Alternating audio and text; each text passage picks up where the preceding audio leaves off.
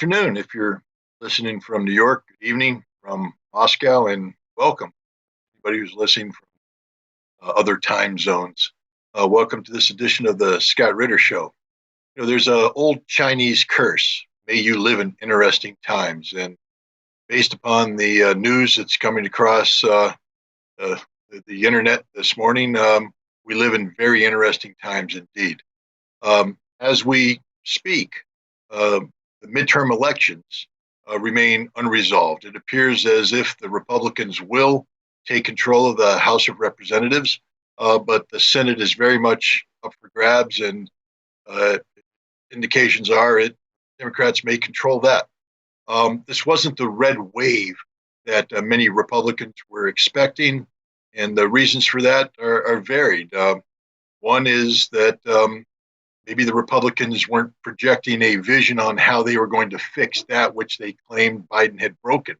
Two, maybe the Republicans hadn't come up with an adequate response to the Supreme Court's most recent decision on abortion. But be that as it may, it doesn't really matter when who won these elections when it comes to the issue of Ukraine. Russophobia is rampant in the United States. Both parties are infected by it, and the American population at large is infected by it. So at the end, whether it's a Democratic-controlled Congress or Republican-controlled Congress, one can anticipate continued support for the Biden administration to pour billions of dollars down what appears to be the endless drain of the Russian-Ukrainian conflict.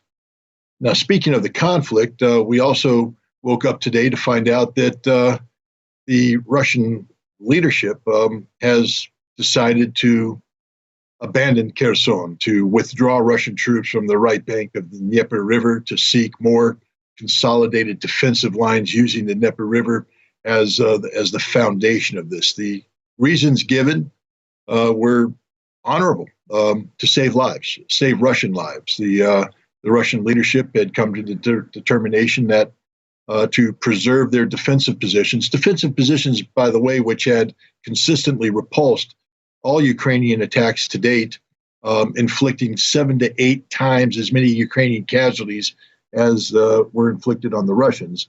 But the decision was that it was logistically unsustainable to maintain these Russian positions, and therefore, at least in the short term, to withdraw them back.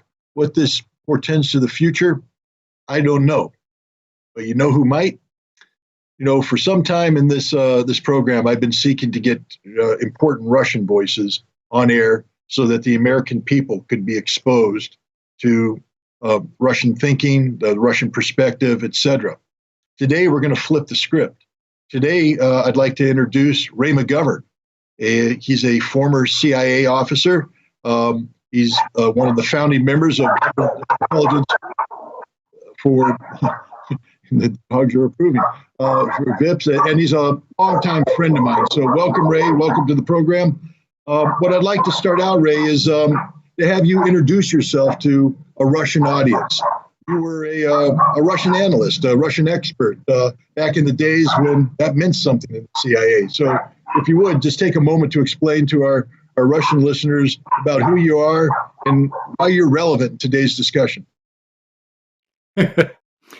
Thanks, Scott. I hope that I'm relevant. I go back in studying Russia to the time of Knyaz Vladimir in the 9th century. Well, no, I'm not quite that old, but I know about Vladimir. I know about Kievan Rus. I know that the Slavs in that area, precisely that area around Kiev, had no written language, but they had an incredibly rich cultural tradition. Mark my words, Slovo o Polku Igorevye was an epic poem of the likes of the Iliad and the Odyssey, but it was all oral. They had no language. So, long story short, 2 priests went up from Greece or Macedonia, manufactured a Russian language. They used it as Old Church Slavonic. It became part of their liturgy, and then gradually it became modern Russian. Now, that was Russia, Ukraine, Belarus, all together. They were the Slavs, and they were centered in Kiev. Why Kiev? It's got a long story, but it's really interesting because the people from Scandinavia used to come down the rivers, including the Dnieper, right?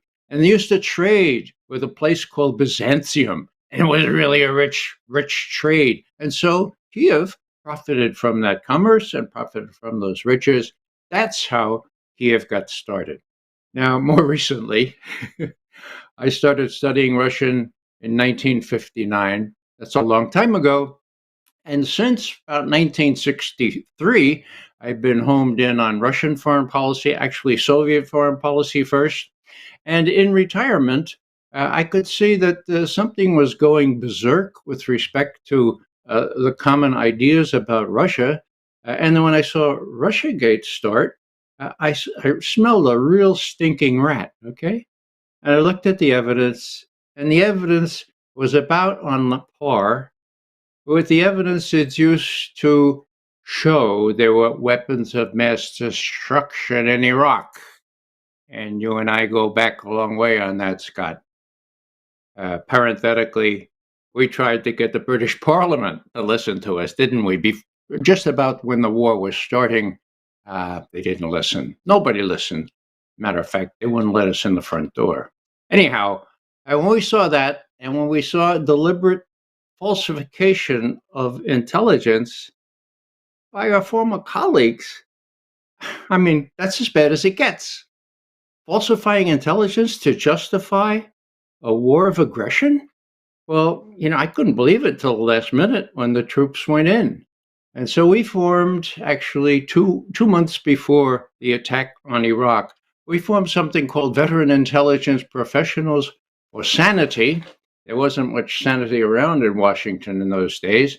And we warned the president, we warned Bush, we had to assume that he was being conned by Cheney, Rumsfeld, and those guys. And we saw them, look, unless you widen the circle of your advisors beyond those clearly bent on an unnecessary war, the unintended results are likely to be catastrophic. That's how we ended that first memo, which we did on the afternoon of when Colin Powell, our Secretary of State, told all those lies about Iraq. Since then, well, two more memos of that kind before the war, and now we're still in business. Right now, we're trying to figure out how we can get Biden to listen to us, as some presidents did listen to us, and be able to understand what really Ukraine is about. And we've had limited success, although I would say just a hair of success. Witness some of the statements coming out of the Director of National Intelligence, who is a very bright lady and sometimes says sensible things. Well, thank you for that. Now, Ray, I know that you're reticent about talking about your CIA past, so I'm going to talk about it for you. Ray McGovern used to brief the senior-most members of the United States government. He was a personal briefer to then Vice President George Herbert Walker Bush. And Ray was entrusted with preparing and presenting what was known as the President's Daily Briefing. It was the senior-most piece of analytical product that came out of a part of the CIA known as SOVA, or Soviet Analysis, and Ray was a senior member of that. So Ray is literally one of the smartest people you'll ever meet about Russia from the American perspective. And so, Ray, I want to tap into your SOVA background right now. Put on your SOVA hat and pretend that you're briefing a senior member of the United States government on, I don't know, let's say a question that was asked of Vladimir Putin at the recent Valdai conference, a question about the future of Odessa. So now you're SOVA, Ray, wearing your CIA hat, and you're gonna tell an American vice president or president, what did Putin mean by that answer? Is Russia going into Odessa? What is the future of Odessa? Ray, over to you. Well, first, Scott, I plead innocent. I never worked for SOVA. That was my salvation. No problem. Sova came in slightly after I came back from overseas and refused to work for it. It was politicized. It was run by a guy named McGovern under the supervision of a guy named Bobby Gates, and they were convinced that the Russians were evil incarnate and that they would never give up power peacefully, power of the Communist Party of the Soviet Union. And that's what they told the president. Luckily, because of your mention of the president's daily briefing, I was in a position one on one to tell the vice president and the secretary of state, Secretary of Defense Weinberger, didn't want to listen to me, so I stopped trying to tell him. But for example, I'm waiting in the anteroom of Secretary of State Schultz's, George Shultz, an honest guy, okay? To the extent you can be honest as a Secretary of State. All right. So I'm sitting, and his secretary, a good friend of mine, brings me this little ticker. Now, ticker, for those of you who are younger, was right off the AP machine. And you know, there it was. You've been invited to Moscow by Gorbachev, Mr. Secretary of State. I gave it to him. So he looks at me and he says, I guess your supervisors there at Langley would think this would be a terrible idea. What do you think? I said, well, Mr. Schultz, you're asking me what I think. You know that on these matters, I don't often agree with my supervisors in Langley. he smiled. He went to Moscow. Now, that was just because McGovern told him that was a good idea. A lot of people were telling him then, don't pay any attention to Gates and Casey or anything the CIA says from Sova, okay? Look at the realities. And the realities were that Gorbachev was the real deal. And we could tell him that. I had a little group working just on open sources, Gorbachev's speeches, reading the first page of Pravda every morning, okay? Criticism of the Communist Party, glasnost, perestroika. I mean, hello, this was real stuff. So I had the pleasure of being able to not have to really answer falsely or parrot the party line on Gorbachev and what the Russians were really interested in. And as a result, I heard from friends of mine that this fellow McGovern told them at a group meeting, I better not see McGovern walking alone in the parking lot.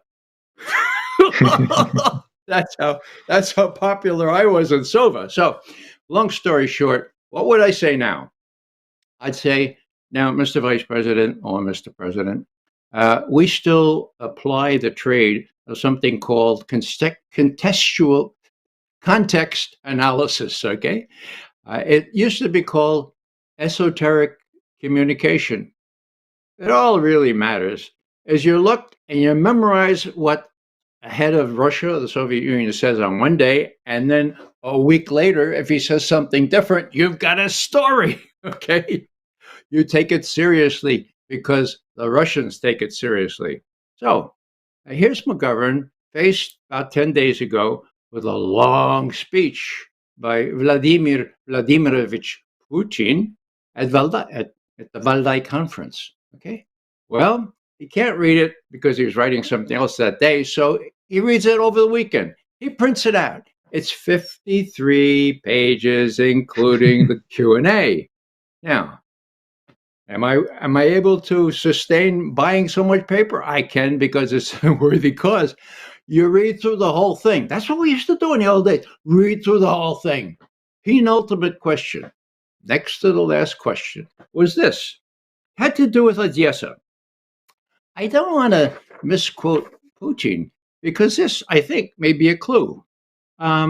He's asked by a Hungarian correspondent called Gabor Stier. He says, I want to go to Odessa. I hear it's a really nice place. Do you think I should go? And Putin, apropos of really nothing, except the word Odessa, says, Odessa can be an apple of discord or a symbol of conflict resolution. a symbol of finding some kind of solution to everything that is happening now. Okay? Apple of discord, Yablaka Razdora. Okay?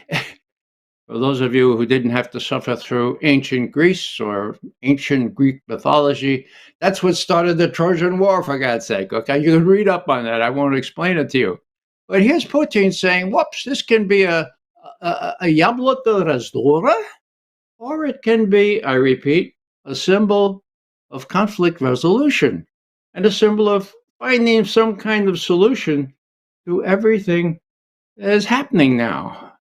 Now, I can't abbreviate his remarks to mislead you. He does add here, it's really not a question of Russia, though, because we have said many times we are ready to negotiate.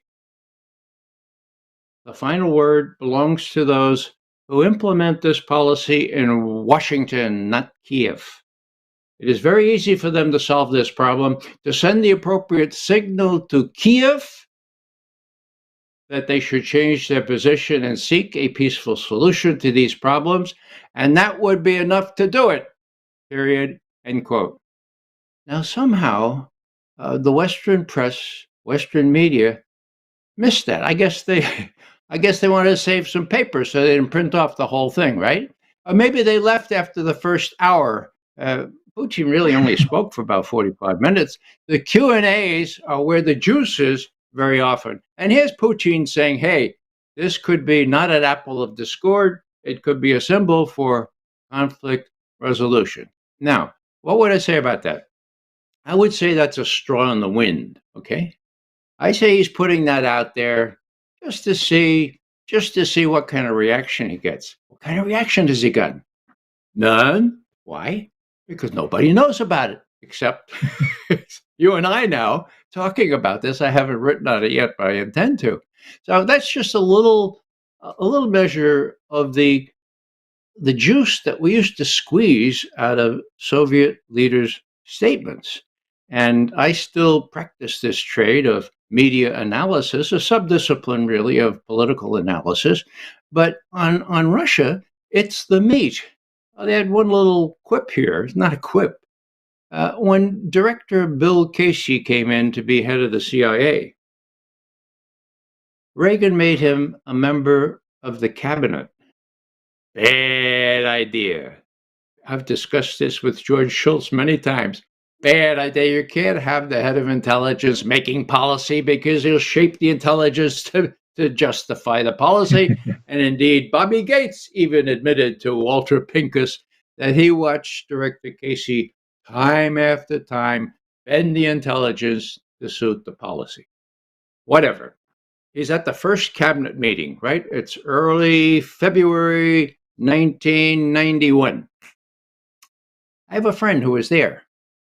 What's the first thing that Casey said when it became his turn to say what he was doing? He says, you know, these Soviets, I learned when I came in, to head up the agency that the Russian analysts that I have depend on analysis for Russia for 80% open sources. I mean, like newspapers, like magazine, 80%. Well, hey, Mr. Casey, that's always been the case. We didn't have any spies in the Kremlin. Never in my experience. We had some pretty high-level spies, but they were all recruited elsewhere. They had maybe at 1 or 2 removes from the Kremlin. But, you know, for this mindset to say, oh, these public statements can't mean anything, well, that's just ridiculous because anybody who knows about Soviet analysis or Russian analysis knows that's not the case. Just finish this with people often ask the agency about McGovern. What about McGovern now, you know? And there's 2 answers they give. One is, oh, he's an old guy. No, that's true. That's true. I mean, he's a pretty old guy, right? The second thing they say is, he doesn't have access to classified information, so how can he know anything? Well, suffice it to say here in conclusion that I have immediate access to 80% of what's available. And that other 20%, would it be helpful? On occasion, we had a helpful intercepted conversation or we had a satellite photo, but almost always they served to confirm judgments we had already long since come to. And you know that better than I, Scott, because you were on the operations side as well as the intelligence side. Well, thank you, Ray. I think that was extraordinarily informative, entertaining, and well worth it. Now, I want Ray McGovern to flip the script. Now you are. I'm not going to come up with a fake Russian name for you. We'll just call you Boris. And you're the SVR analyst. Yep. And now you're doing the same thing in the United States. You're advising the Russian president. And you've opened up the newspaper and you see a statement that says a former senior arms control negotiator for the United States has proffered up a possibility. And I'm going to back this up. Ray McGovern used to be, in addition to a newspaper reading member of the CIA's analytical team, you used to be involved in arms control negotiation support. I tend to recall that you might have had a role in that INF treaty thing that I was called upon to implement. You might have even been there at the signing. So actually, Scott, yeah, let me just interrupt here. Yeah. You don't have this kind of hair yet, right? So my experience is mostly an ABM treaty, okay? 1972. I was there. I was in Moscow. Let me tell you how that happened. I became chief of the Soviet Foreign Policy Branch at the tender age of 30, okay? I had some really smart guys working for me. One was called Bobby Gates. We'll say he's very smart, but he went astray, okay? Honesty was the policy in my branch. Anyhow, besides that, we had two others with PhDs in Russian studies and Russian history. We had all manner of really good people, 13 altogether. And I seconded them to the strategic arms limitation talks, the SALT talks. And one would be with the delegation in Helsinki or Vienna. Another would be with the military experts trying to sort things through. Another would be reporting from headquarters to the Director of Central Intelligence and other people in Washington. And here I was sort of managing this whole thing. They let me come to Moscow for the signing. Now, when you go up, we're a little young for this, Scott, but when you go up hiding under desks, when you grow up, and I'm serious here, wandering around New York City looking at new buildings going up and saying, my God, don't they realize that it all can like that for one mistake? Just think of how I felt being part of this keystone event in Moscow, May 1972, where for the subsequent 30 years, strategic stability was concretized in the concept of mutual mass destruction. For those who don't know the full story here, the Russians and we were both building all kinds of offensive and defensive missiles and stuff, and we're running out of money. And some bright person said, hey, maybe we can prevent this by making sure that there would be no possibility of a first strike. Well, how do you do that? A first strike taking out the other person's nuclear weapons. Well, you do that by saying, well, let's not build anti-ballistic missile systems nationwide.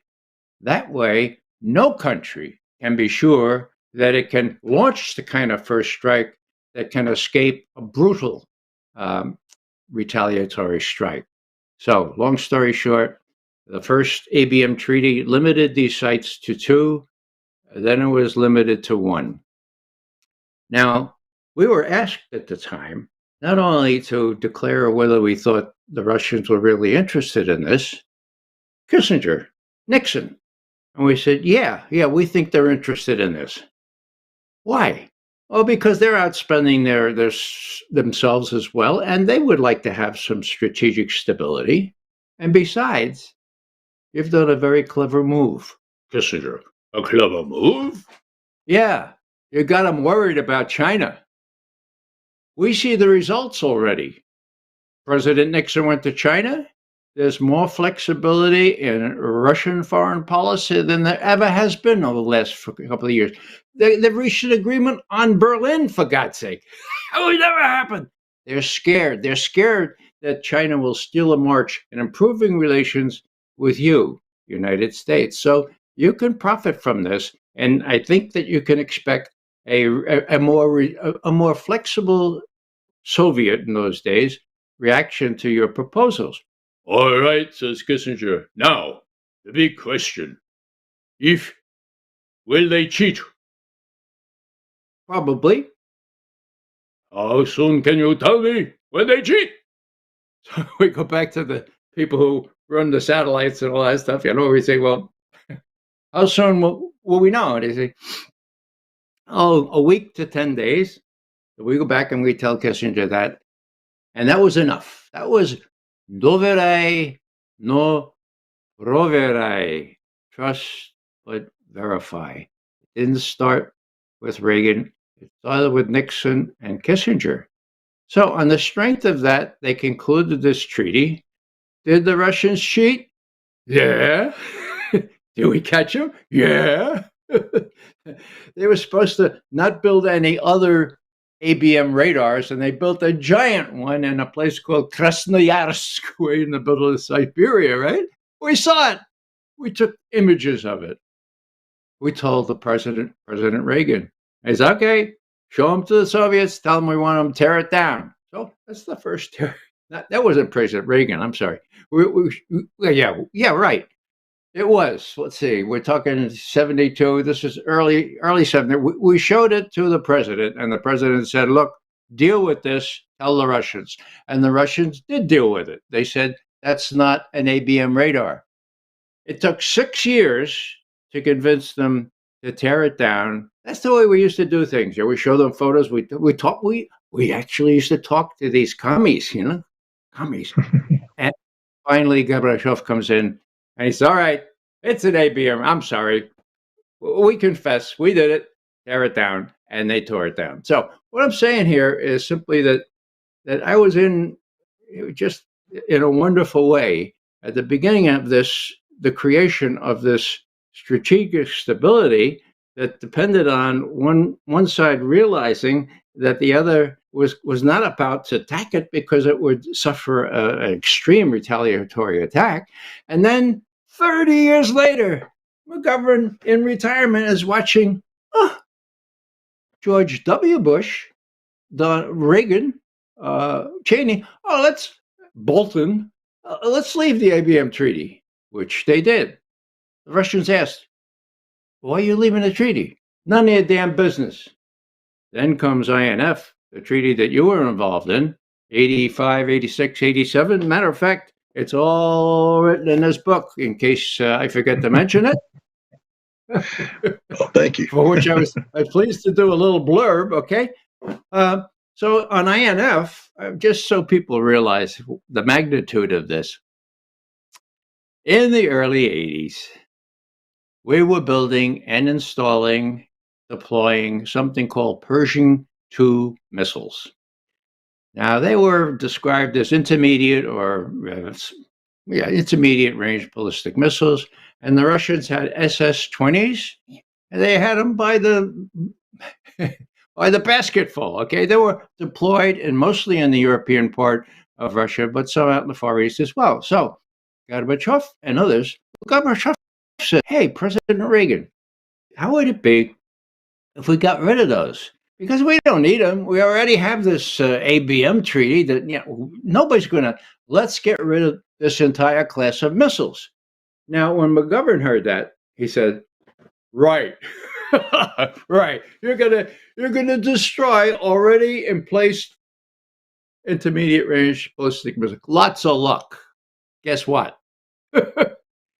In 87, I guess it was, that treaty was signed, sealed, and delivered. Now, that was a more immediate threat because now we're talking about between 7 and 10, I think, minutes to decide whether you're going to blow up the rest of the world, okay? So what I'm saying here is that if you talk to the Russians, and the Russians are interested primarily in strategic safety and stability, you can achieve results. What did the Russians say when we got out of the INF treaty under President, what's his name, Trump, in what, 2019? Why'd you do this for? None of your damn business. Well, Scott, you can add chapter and verse as to what we were deploying at the time, what we wanted to deploy, and who really actually violated this treaty. But right now, we're in a very, what the Germans call labil, a very delicate situation. Why? And I'll end with this, because there are holes in the ground in Romania and in Poland, and they're described as being holes for anti-ballistic missiles, but it doesn't work.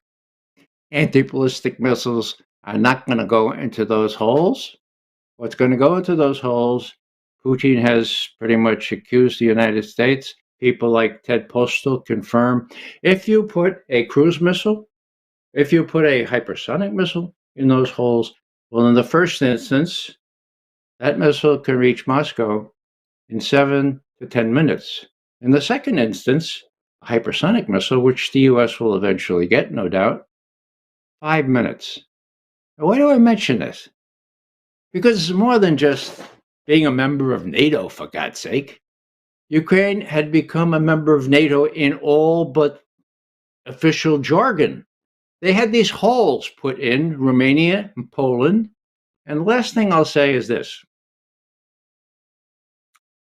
According to the readout from a telephone conversation that Biden and Putin had together on December 30, 2021, so just last year, the Russian readout said, quote, Joseph Biden agreed that we have no intention of deploying offensive strike missiles in Ukraine. What happened to that promise? Well, we know it fell through the cracks. The negotiators that met just 10 days later, the U.S. never heard of it. Well, what's this promise? So 6 weeks later, on the 12th of February this year, 2 weeks before the invasion of Ukraine, Biden and Putin talked again. The Russian readout lamented there was no discussion, no mention of offensive strike missiles in Ukraine. So this leads to the question of trust. Who's in charge in Washington anyway? And can you trust them? This is a big factor. And as Putin looks at these things, and I'd be happy to give you the PDB briefing that the Russians be giving Putin right now a little bit later. But this is, I guess I feel strongly about arms control, right? I feel real strongly about not realizing we could do a sensible thing by destroying a whole class of missiles, which we did, okay? And which you verified, Scott. I guess I get a little carried away. There is a PDB to be written to Vladimir Putin right now, and I'd be happy to try to do that for you, unless you have some questions in the interim. No, I mean, I want you to put on your Boris hat right now, and you're writing that PDB. But you've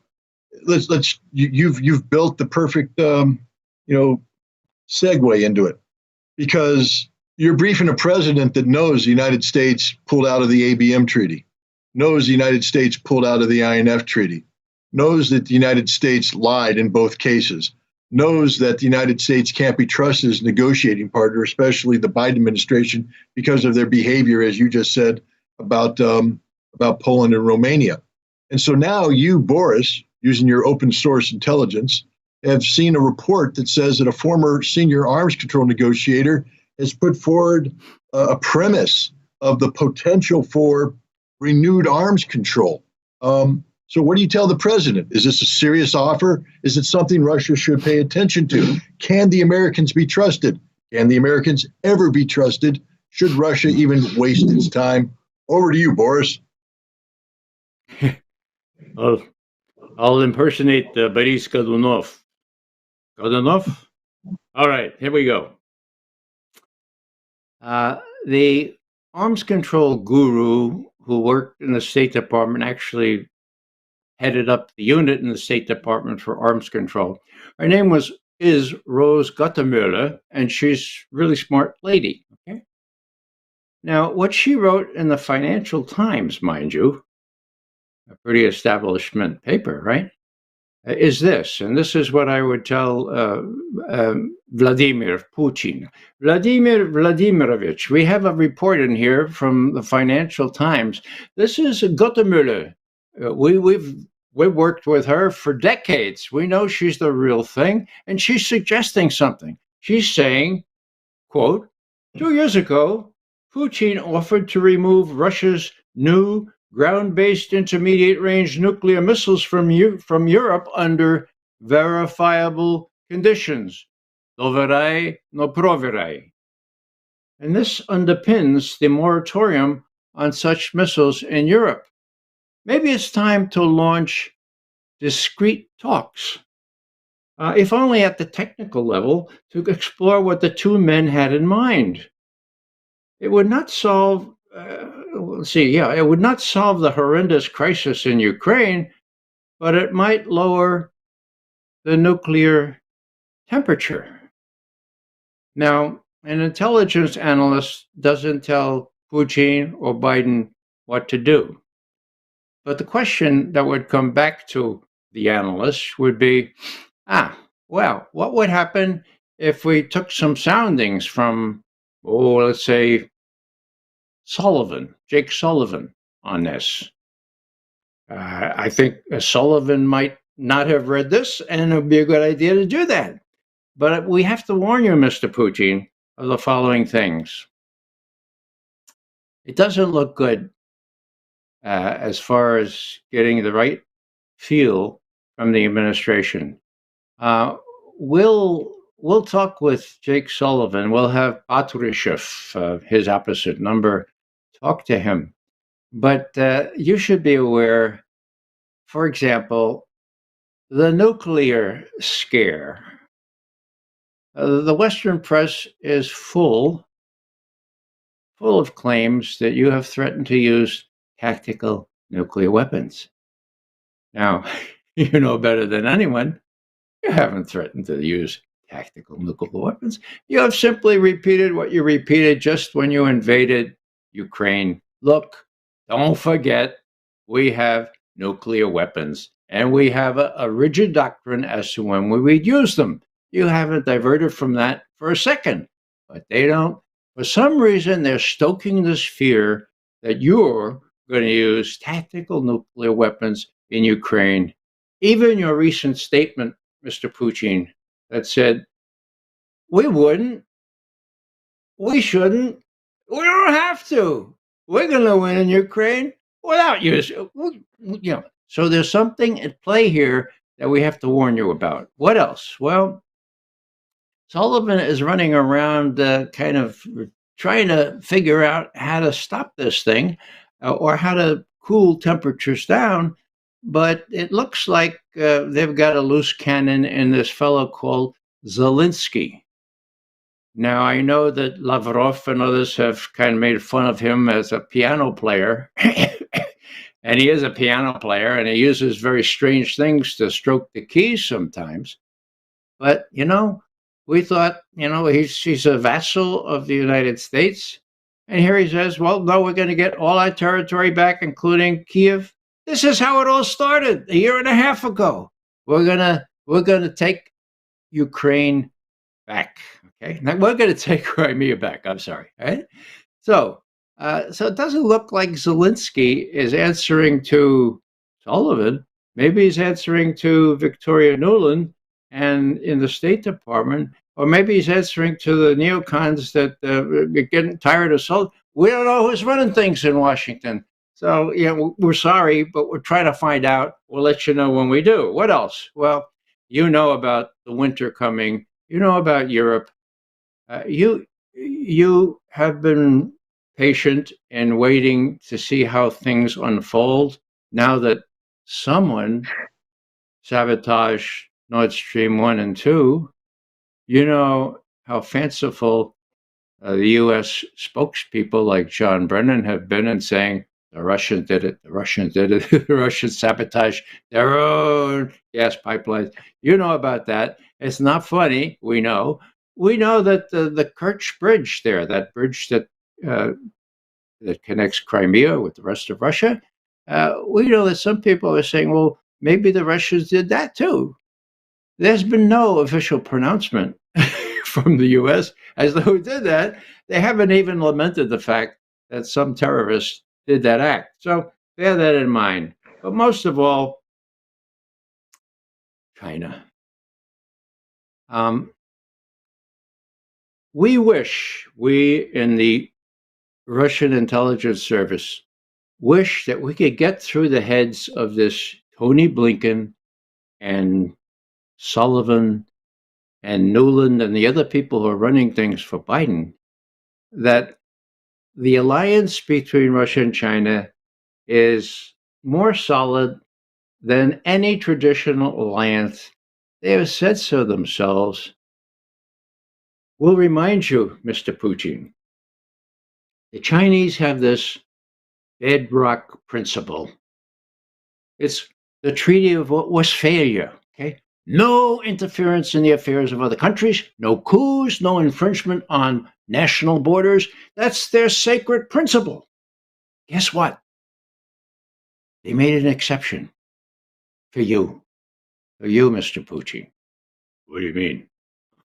Well, as you probably know better than we, when you attack Ukraine, instead of bemoaning the fact that you violated the cardinal principles of the Treaty of Westphalia, they carved out an exception and they said, we treat each such circumstance on its own merits.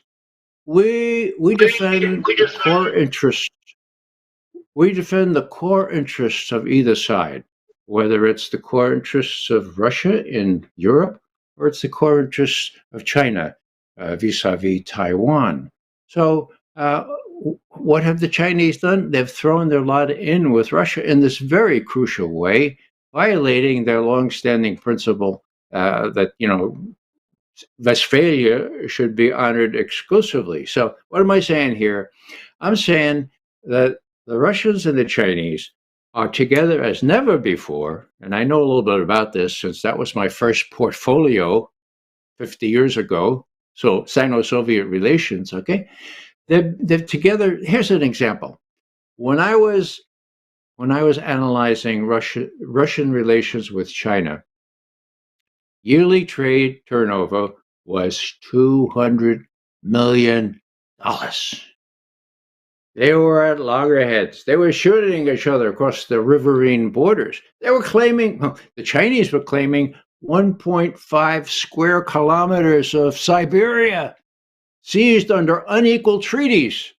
Were they unequal treaties? You're damn straight they were. They go back to the 17th century, but they had a legitimate claim, okay? So this is the way they were, and trade was only between these two giants, $200 million.